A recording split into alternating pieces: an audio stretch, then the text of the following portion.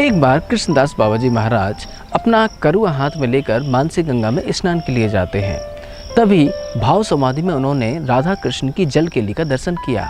पता नहीं उनको क्या हुआ, एकदम से जल के भीतर उन्होंने डुबकी लगा दी।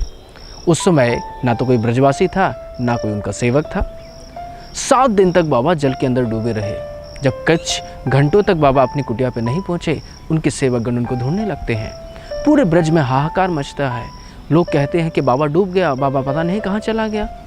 जब 7वें दिन ये अपने हाथ में करुआ लेकर निकलते हैं, सभी लोग पूछते बाबा तुम कहाँ गए थे? बाबा कहते हैं मैं तो अभी अभी स्नान करने के लिए गया था। सभी लोग कहते हैं नहीं बाबा, तुम तो 7 दिन से यहाँ पे नहीं मिल रहे हो। बोले अच्छा, 7 दिन बीत गए। बाबा तो इतनी भाव समाधि में थे, राधा कृष्ण की सेवा में ऐसे तल्लीन थे कि उनको पता ही नहीं चला कि 7 दिन बीत गए हैं। तब जाके उनके सेवकों को और ब्रजवासियों को आनंद हुआ कि चलो बाबा ठीक हैं। इस प्रकार के दिव्य महात्मा थे जो 7 दिन तक जल के भीतर में रहे, लेकिन उनको पता ही नहीं चला कि मैं जल के भीतर भी हूँ। वास्तव में भगवान कृष्ण की भक्ति का ऐसा ही होता है। जब भक्ति में कोई लीन होता है तो चाहे सुख हो या दुख हो, उसको पता ही नहीं चलता कि उसका समय कैसे निकल जाता है।